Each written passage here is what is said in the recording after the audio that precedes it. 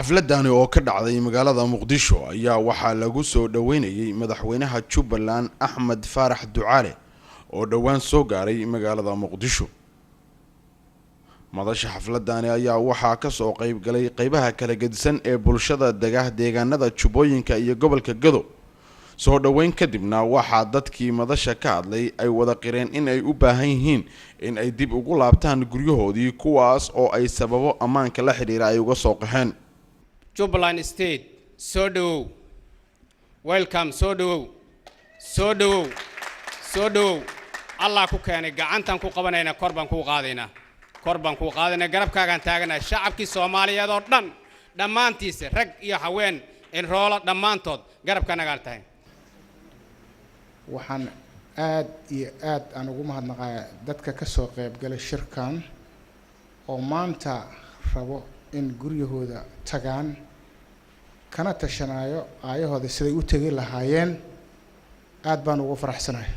waxaa kaloo mahad u jeedinayaa madaxweynaha mudane Ducaale oo maanta u soo xinjeertay ama dhaxda u soo xirtay in dalkiisa iyo dadkiisa inuu wax u qabto gaar ahaan gobolada uu ka soo jeedo Gedo, Jubbada Dhexe, Jubbada Hoose in ay ka shaqeynayeen shaqaalaha Soomaaliya ugu badan oo mashruuc ka shaqeysada mashruuc Mareeri ee sonkorta Jubba Sokor project oo kale oo mashruuci Fanola ka mid yahay oo mashruuci Magambo Caleenta ka mid yahay.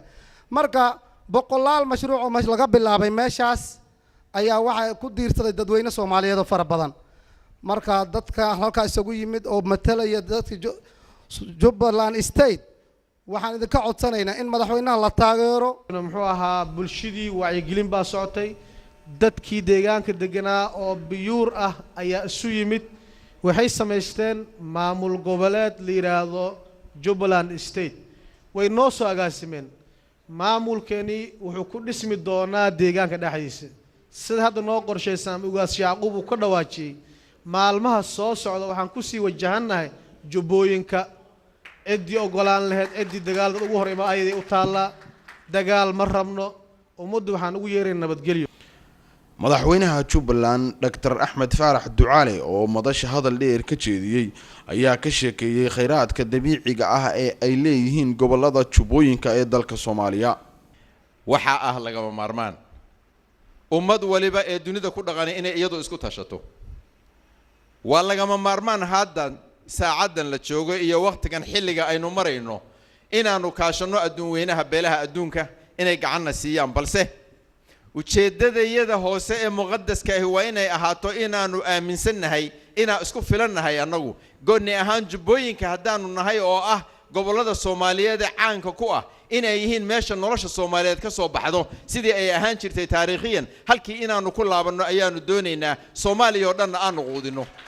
Jubbaland waxa weeye dawlad goboleedka kaliya oo ay huban tahay inay tahay saldhigga bulshaweynta Soomaaliyeed oo dhan magacay doonta hal ahaatee. sidaa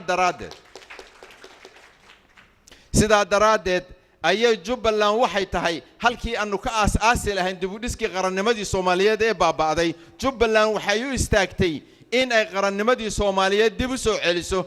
Jubbaland uma taagna in Soomaaliya la kala googooyo, in Soomaaliya la qaybiyo. Jubbaland waxay u istaagtay dib u dhiska qarannimadii Soomaaliyeed ee burburay. taabaanu u istaagnay, taasaana naga go'an. علولا نور علولا Somali Channel Muqdisho.